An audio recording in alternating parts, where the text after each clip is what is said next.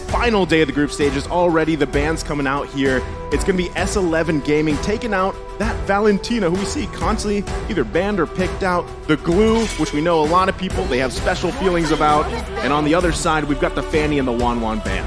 It's still just standard bans, right? These are the Prio heroes currently. The only unique ban is, surprisingly enough, the Valentina, because right now we're seeing a lot of Valentina get left open, and it's still seeing mixed results. Not super successful, but not bad at all.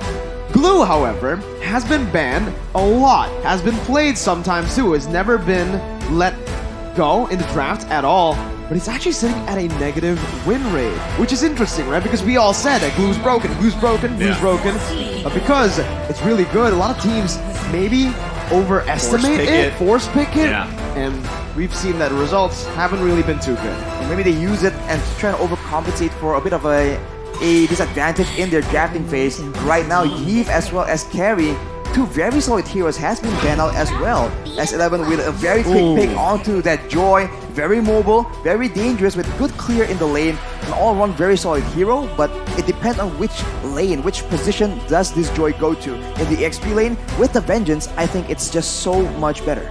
I was just going to ask you that, Arashi. You know, this has been, I feel like, a debate here on the caster desk so far up to day 4. Where does Joy fit? Where does she shine the most? And it's still, I feel like it is still up to debate up to this point. But on the flip side, we have RRQ Akira locking in another pretty well-picked hero, Kaja, because of just the Divine Judgment pick-off potential. And then, of course, we're going to see Fredrin here. The biggest thing, though, is Fredrin still allowing that flexibility. You still don't know. Is he going in the side lane? Is he going in the jungle? Same thing that you can say, again, about Joy here. Technically, the Kaja is also still flex, right? We still don't know, right? Jungle Kaja. Roam, jungle could still work. XP, not so much. But yeah, the Fredrin and the Kaja, two solid picks. Not just in their lanes, but even just the flexible potential of these two heroes. On the other side, though, Joy hasn't found a lot of success, too. It's been Prio, it's been banned out and picked every single time, but the results have been really bad for the Joy. S11 Gaming, though, they're doubling down on that early aggression that we mentioned, picking up a Cho and the Kadita mid-control. That's the name of the game for the Argentinians. I thought that RRQ Akira was going to go very aggressive with the crowd control, right, from Fredrin and Kaja. But S11, they want to contest that with a Kadita pick. And usually, we have seen that the Kadita can be flexed out, but for the most part, it's always in the roam position. So we'll see if S11 can surprise us and maybe use this Cho as a bit more of a wild card as well. I would love if RRQ Akira locks in another flexible pick, because still, for both teams in the first phase of the draft, question mark. yeah, it's literally a huge question mark. Where are these people going, aside maybe from the Kadita, like you said, right? Because Cho has also been in the jungle. Joy has been in the jungle, right? So there leaves that, just again, that huge question mark on the table. The next pick, though, this one we know where it's going, right into the gold lane. The Beatrix is locked in. You think? No, okay, Jungle Beatrix. You're calling a mid lane Beatrix? Well, we did see that before, right? Before it got nerfed, before all the changes towards Beatrix, but now I think we have to agree, right? There's no way that this gets flexed. The Beatrix doesn't really do well in the mid lane, especially up against these two monsters in Kadita and Cho. But a question for you too, Arashi. Beatrix, same thing.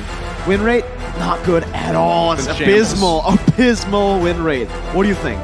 I think a lot of teams have been playing the very mobile, very fast movement compositions, and Beatrix right now relies so much on the abilities landing, which makes it very, very difficult. So you need a very particular setup to ensure that the bulk of the damage does reach the members of your opponents. And on that note as well, it's going to be a bit difficult in the laning phase, considering how much all these teams just roam around and make sure that their gold laner has an advantage. So RRQ, they want to go aggressive, and they're looking like they have a bit of a combo going on, but the Beatrix has always been struggling, especially against so much pick-up potential from the side of S11. Yeah, I feel like we're in a weird place, right? Where you're still seeing Beatrix picked up a lot, but the win rate just isn't there. But you know, obviously these teams spent a lot of time practicing. We saw a lot of Beatrix Wanwan previously, right, throughout the year and everything. So we'll see again how you utilize that gold lane, because honestly, it's not always about the gold lane in these matchups, which we're seeing here. And I also love that Benedetta band coming out from S11 because of just the massive game that we saw Kakashi have, and even in that versus, you saw the signature pick was actually the Terizla there, right? Do we possibly see a ban towards that? Is it possible that that comes out here, or is he actually going to be playing the Fredrin? I mean, that's the biggest question, where exactly Takashi's going. See, that's why the flex picks are just so good in the first phase, right? It really makes the opponents think. And S11, they're going to have to go for a ban towards the XP. Not the Terizla, but it's the hero with the initial T. It's the Tamiz in the XP that's going to be banned out, right? We haven't seen a lot of Tamiz. I think it's just White Chicken, man. It's just White, right? It's just White. Yeah, that was a very impressive game from White Chicken, though. Yeah. Maybe S11, that is what they want to avoid, right? They want to go for pickoffs, but if they're up against a very solid EXP laner that can go up against multiple members at the same time, then that will actually throw a wrench into their macro setups. So I think it's a smart move, but RRQ Akira, they have a lot more options here still. They can go for that Lolita that's still available, and that is a hero that Luis has shown to be playing so well. Mid lane. Yeah, I mean, we're going to get our answer in Theramis, just a couple Lunox? seconds. Lunox. Okay, Lunox. Lunox, right? Who we've seen pop up 3 times up to this point, has had a pretty good performance. Really good, yeah. Really good. Really good. But mostly in the gold lane. Mostly in the gold lane, right? But so that's not happening here. So Unless. Unless. But I think it's highly doubtful here with the Matrix. But S11 Gaming, I mean, what do they want to take into the gold lane here specifically? And then still, in just a couple seconds, we will find out, is this Joy still going in that jungle? Could it be the Cho here? Now, having the Kadita locked in with that burst potential, you do have a great option to burst someone down from RRQ Akira, but you got to utilize it, and that is the Irithyll locked in for the gold lane. Oh man, Irithyll just hasn't been too solid here in M4, the meta currently, but I do like the Grok pick, right? It really stops the momentum that RRQ Akira has, stops them from engaging, and hey, it's also a solid initiation tool. Let me ask you something. Go ahead. Weapon Master Grok or High and Dry Grok? It depends if he's a roamer or the XP now, right? Because Cho can still go to Cho XP. can still, yeah. I think the Grok's going to go to roam position. Looking at the games that, well, yesterday's games, High and Dry, Weapon Mastery, I am biased towards Weapon Mastery, right? The damage that Alien was doing was unreal, and you scale to the later stage of the game. So I think it'll definitely help him up against this kind of composition, which is quite squishy. If you want to look for that one shot, sure, just go for the Weapon Mastery, wait for those items, and then go. But the smartest pick is another, just such a solid choice for RRQ Akira up against so much CC. It's going to cancel out everything. Yeah, I like it. We've seen now both team compositions here. Arashi, any final thoughts on the team composition you like the most? I feel like both teams are just so aggressive, but I feel like for RRQ Akira, they have a bit more tools to work around with, a bit more crowd control immunity that will allow them to be a lot more dominant in the vision contesting. So I believe they have a bit of an edge here, but as you mentioned, both teams, they just seem very intent on just diving towards each other. Well, I gotta say, you know, with RRQ Akira here, they definitely have the tools they need. But I think the biggest thing, again, is that Marches pick, right? How do you utilize that? You're going to be able to dodge a lot of CC here. And then can you also utilize the Kaja pick? Because we've seen games where that struggled as well. But that's going to be it for the draft as we load up into the Land of Dawn. Ladies and gentlemen, the last day of the group stages. RRQ Akira versus S11 Gaming. Oh, you can already see the group up from both of the teams, right? They're just swapping sides right now as both teams, again, are just looking to just help their junglers get the buffs normally. Both junglers opting to go for the purple buff here. Yeah. So it's a very interesting path they're going to take. There's one thing that's very interesting, though, yeah. Papa Dog. Is that it? Is that what I was going to point it out to you, man? Weapon Mastery, right? He didn't go for it. He went for High and Dry here, which is interesting. What do you think about this? It means that he is going for a lot of 1v1 damage coming in. But of course, on the side of RRQ Akira, they also actually went for the Martis in the EXP lane instead. So both teams, again, going to be very aggressive. But I do think that as far as wave clear goes, RRQ Akira has a bit of a lead with the Beatrix, with the Lunox, as well as the Martis. So I think in the early game, that kind of speed and how you can rotate will be critical in deciding who arrives to the fights first. See, this is why it's so interesting with drafts, because both teams super flex, right? We didn't, initially we were like, where's Joy going? She goes in the jungle, okay. Then you have the Kadita in the mid lane, not roaming. You have the Cho on the roam. And on the other side, same thing. You actually have the Fredrin in the jungle, right? Doing that. And then it was the Martiz, who we have seen in the jungle as well often, but he's in the hands of Takashi here. And that matchup alone, Takashi versus Papa Dog, I feel like it's going to be tough for Takashi to get a kill here, whereas Papa Dog could possibly get an early one if he is able to utilize that high and dry emblem. And you can see the team focusing on the bottom side. Already right early on, Takashi though, on the Martis, that's why they actually opted to put the Martis in the XP lane instead of the jungle. And instead, they went for Fredrin in the jungle, which is, again, a weird style, because usually we do see the Fredrin get placed into the XP. But now King is already rotating towards that turtle side, going up against Papa Dog, Jotun, and Erwin. As Erwin jumps in with Way of the Dragon, able to actually bring King all the way back. With Takashi looks for a steal. The Divine Judgment comes in onto Jotun, but it's still going to be S11 who takes the turtle. Both teams disengaging, and S11 walk out with the favorable trade. No one gets taken out, but that is a very quick maneuver from S11, and I thought that RRQ Akira were the ones that were going to put a trigger, because if you look at the composition, they have a lot more burst damage they can play around with, whereas for S11, they have a lot more outplay potential, but it seems like they are the ones that will be picking up first blood. First blood by S11 and Chan. This is what we said in the keys to victory. He needs to start popping off. Yeah. Picks the Kadita, flashy hero, does it. Erwin, with the way the Dragon and the Jeet Kune Do, brings King back, and that might just be a kill. King can't dash away. Sagan tries to look for some compensation, but it is not enough just yet. S11 off to a great start here. And yes, like you mentioned, right, Kadita, if you can get these early kills, you've got that last worship here. You also have the Petrify, which again has been debated. You know, do you run with the Flicker? Do you have the Petrify? Obviously, a lot of more people would opt for the Petrify for that combination to get out one member from RRQ Akira. But already, is there anything that sticks out to your eye here, Arashi, for the emblems? Of course, we talked about the high and dry already, but we can see actually in the mid lane though, a play happens to interrupt the analysis yet again. This is gonna be a spicy one, boys. They just don't like you, Arashi. They don't want you to talk, bro. I understand. Okay, you understand, right? But Erwin has just been massive here. I mean, I feel like at this point, most Cho games that we've seen have been very valuable, right? Whichever team decides to go with this hero. And it works so well in the roam because, again, you're able to just allow Jotun to go ahead and farm up, right? You don't really have to worry about too much, and then you come and contest those objectives. The next turtle come up here in just a couple seconds.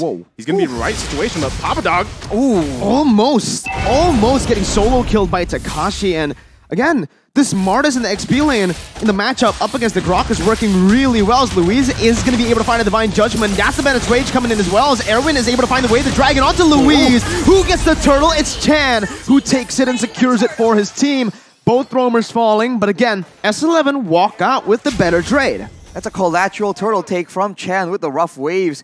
And S11, they're just doing so much better at abusing the fact that RRQ wants to group together and go for that dive in, because then they group up for that big combo, and later on Papa Dog will be in the mix as well. So RRQ, they need to try and spread out a bit, because in the early game at least, they don't really match that burst damage from the Kadita, so they have to wait for some items to come in for that Bandit's Rage like earlier to actually decimate the HP bars of S11. Man, right now, Chan is just, the value on this pick is massive for S11 here. And now the focus on the top side. They're actually going to back off, though. The whole team, both squads here, but Erwin. Almost. Just looking for it, right? Doesn't have the flicker just yet, so he actually stops right there. I do want to talk a little bit about the stakes of the game. If Akira wins this game, guaranteed upper brackets, #1 in the group. But if they lose, there is a chance of a three-way tie once again in this group. Are you ready for it? I'm ready. Everyone's ready. 200 flickers under the turret. Not going to be able to find the Jeet Kune Do, though, as everyone's going to fall under that turret. Gets caught, but Sagan falls too. Chan, right now, is popping off. He's doing what the keys to victory tells him to do.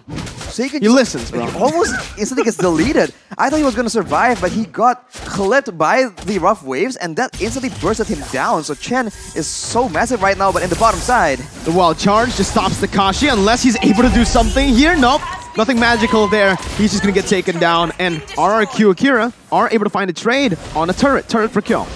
I mean, given the situation that S11 has, RRQ Akira has been finding ways to keep it as close as possible in terms of economy, right? That's best case scenario for them because they're going to have to claw back into this game. Right now, the pace obviously being set by S11. Next turtle's up.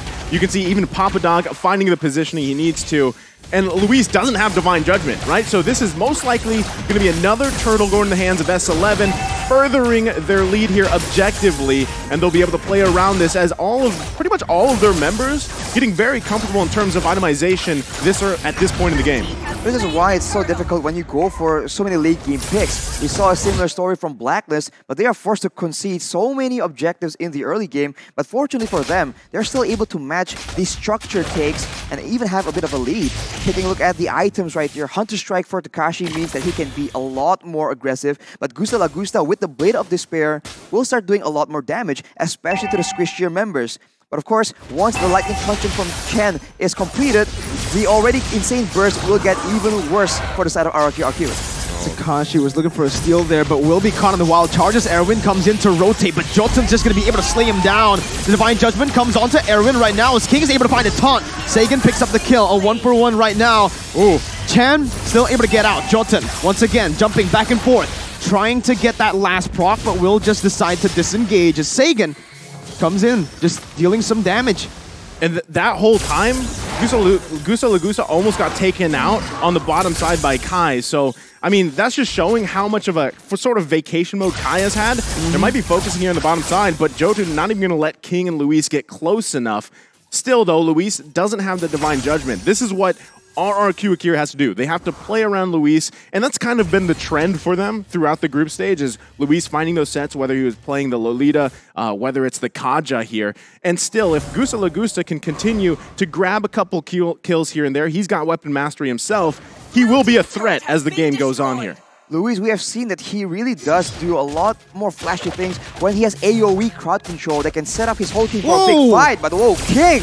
Erwin is able to find that right now, but everybody just collapses. The Petrify is massive by Chan. He finds the Lunox, Sagan's gonna fall, and Luis as well to Kai, who picks up a double. Gusta Lagusta rotates back into the mid lane, but it's a bit late. Takashi is gonna be caught there, jumps in onto the bush, and S11, they've timed that perfectly for the neutral objective to spawn, and that's the Lord. I wonder if RRQ Akira can be considered doing good or bad right now, because they've been losing a lot of fights, but at the same time, they've been able to minimize the gold difference, the structure difference as well. But now with S11 taking that Lord, if they play the macro game properly and manage all three waves at the same time, they have a chance here to, at one fell swoop, just break down multiple turrets from the side of RRQ Akira. Man, Erwin... still, just finding these little moments here. We're going to take a look at the replay in just a second, presented by TikTok here. Look at that, right? This is what we call the TikTok play in the Philippines. Comes in with that combination and doesn't die. Like, he's able to survive as well. And then the double there from Kai. That is a massive value here for S11. What? What happened? Chan just got caught, and Jotun's looking for that ambush. Luis is going to be taken low. He doesn't have the Divine Judgment, and Jotun's just going to be able to walk him down. Takashi on the back, forced to flicker out very low. Jotun gets traded back as Gusta Lagusta picks up a mega kill. But man, it's just action everywhere, and they don't stop. They're still going. Sagan comes in with Wild Charge, will cancel that damage out. Erwin jumps in, now bringing him back with Wader Dragon as Kai is going to be able to actually deal the damage back onto him. But Gusta and King traded back once again, and it's a shutdown over to Gusta. Man. This is a tough situation here because multiple shutdowns were picked up by Gusta Lagusta in that fight. Look at the damage right now. Okay. Out of nowhere, he is 6-0. Okay. The Beatrix does damage. Right. What was wrong with all the other Beatrixes at M4? What's with the win rate? Yeah. Well, he's 6-0. It's Gusta Lagusta, man. He's 6-0. He has the weapon mastery. And just a couple minutes ago, we were like, at one point, Gusta Lagusta, if he can continue to farm up, he is going to be a threat. And this is now. Now we're here, right? This is exactly what we're seeing. They get some more space on the map that they need. They even out the turret situation. But still, S11 is not out of this, right? They still do have quite a bit of control. They've got setups here. But Erwin, at this point, has to be much more careful in the way that he approaches these. And the same thing, Luis, now that he has Divine Judgment, he's feeling a little bit more confident, especially with Gusta Lagusta popping off at this point. He could find a setup that he wants, and then that's an immediate -1 for S11. it's going to be way harder for S11 to pull off their composition in the later stage of the game, right? They need to use their burst really efficiently towards that back line, and it's Sagan and Gusta. Thing is, Sagan can go invulnerable, and Gusta, the longer the game goes, will have some defensive items, will be a bit harder to catch. Meanwhile, for S11, most of them are open, and most of them can't really, take the prolonged fights here. It's just Kai, but just as I say it, again, Gusta, Lagusta, he's dealing a lot towards Papadog on that high and dry. See, that's the thing. As we just said, Luis will pull those into Gusta Lagusta, find a kill, but Chan, though... Chan still has the rough waves. Is going to be able to get out of that one. A good snipe over just to poke Erwin down. But RRQ are doing good right now. They've gone the turrets down, and they can actually just wait it out. Play the long game, unless Erwin gets caught here, and that's just a legendary picked up by Gusta.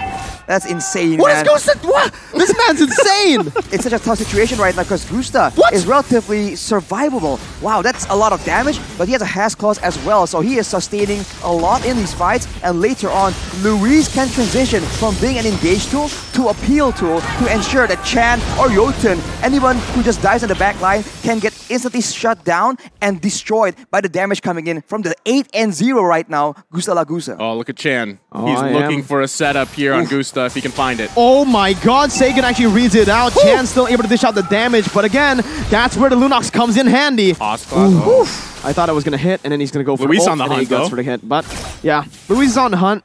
Not really going to be able to commit just yet, though. So, both teams just disengage unless Papadog gets caught with Wild Charge. He is going to be able to turn it back around onto RQ Akira. Luis is going to be sprayed down right there as Gusta still dealing a lot of damage in the back. Flickering out to safety as he's going to be able to kite for a bit, but King will fall to the hands of Kai, who's still running wild on RRQ Akira. And picks up a triple kill, and in the mid lane, it's a 1v1 where Chan's going to be able to actually deal out the damage to shut Gusta down. Takashi coming back at it, getting the decimate, and getting a trade back in. It's a 4-for-1. Out of nowhere. That's a 4-for-1 after securing the Lord. Both these teams right now, after taking a Lord, has gotten taken out very decisively. What is going on? RRQ Akira, they stood there with two members in that late game in a Lord push situation. I mean, now we've been talking about Gusta Lagusta, and Kai has heard it, and he's like, what about me, right? He's 7-1-3, just had a massive play there. So either way, this game can be anybody's game. S11 still in a good position, and a lot of it still. It's the same thing mirrored across these two team compositions. Who gets that pick off? Who finds a person out of their team? I mean, if it's Papadog, great, right? If he can get someone from RRQ Akira out of here, and that target is most likely probably going to be Takashi, as we see him trying to focus on these side lane pushes a little bit. But still, as we're about a little over a minute away from that next Lord, it is going to be a crucial to who has the numbers advantage leading up to that objective. But taking a look at the items, how are things going here, Arashi? A Cursed Helmet and an Oracle for Jotun in the jungle. This is a bit of a hybrid build. He wants to do some damage. He needs to have enough to threaten the backline, but still be tanky enough to survive these big crazy fights. As I'm analyzing, the fight breaks open again, Mirko. That Divine Judgment was massive, finds the member, but Chan's gonna be able to trade it back onto Sagan, onto Gusta. Kai is still dashing away. Kai is the way of the dragon, brings King back, locks him down for Jotun to deal the damage back in. Erwin with the Jeet Kune Do knocks him up. It's an upset in the making once again, as it's another 4-for-1. Can they actually push into the base here? It's only Luis. There's more than 20 seconds. They're going in. Erwin with a flicker combo and the Jeet Kune Do. The mini-wave needs to be cleared out. Luis is trying his best to actually buy some time. 5 seconds onto the Lunox right now. That's going to be Luis jumping in again. And that's S11 Gaming pulling another stop to upset the odds. RRQ Akira is down. Their 33 consecutive wins have been shut down by S11. That is such a crazy situation here. The fight is so dynamic, they don't really know what's going on. But S11, with the superior burst, with the more dangerous pick of potential going towards Gusta Lagusta, they're able to make it work. This is an upset, and I think we saw the stats earlier. Everyone is wrong. Ankaragai. I mean, I gotta say, we painted the picture early on. Group stages has been a surprise for everybody, and it's not done yet, right? This is only the first match of the day, and already You saw the audience prediction. You saw the caster talent prediction. It was pretty much all RRQ Akira. Well, now here's S11 Gaming. You can't count them out just yet. Three-way tie. Now it's possible. RRQ Akira 2-1. And S11 1-1. They need one more victory to actually get the same score. And then, dude, honestly, this is crazy. It's possible. 10 games later? 10 games. Maybe. 10 games Are we later. ready? We might have to call back. Hello, can we get confirmation, right? But man, what a performance there from S11. It's actually very similar to Falcon, right? Again, everybody were writing them off after the first game against Valley, and then they just popped off. They showed why they're meant to be here. They've proven. And that one, Latom Caster, who predicted S11, he's probably just... He's jumping in his seat right now, man. Never doubted. Never doubted them. Full support, but this is why I just think, you know, out of the M series and everything else, this was one of the most hype, interesting, leading into knockout stage. I mean, we've seen the likes of even Blacklist International have a setback, right? I mean, that's true, and a lot of these teams are out to prove a point here. And I gotta say, we were talking about Gusta Lagusta. He had a massive game himself, but I feel like at one point, you just had a hard time at really trying to escape all those initiations, those tools that S11 Gaming had. And even Kai, right? Kai was popping off as well. And that's when I was like, hold on, we gotta quit talking about Gusta Lagusta. Let's talk about Kai here. So, I would you're talk saying, about Kai, but despite Gusta performing that well, the B-Trick is still not successful, right? Unreal. Not. Exactly. It's just B-Trick's curse. I mean, I was gonna talk about Kai, but there was just no time. Action just kept piling on. I want to say that in the late game, with more quote-unquote assassins on the side of S11, they have a lot more chances to pick off Gusta Lagusta, especially with this build. He has the Wind of Nature, but that's about it. At any moment, Chan and Jotun can both jump at him, and he has no defenses against them except for sustain.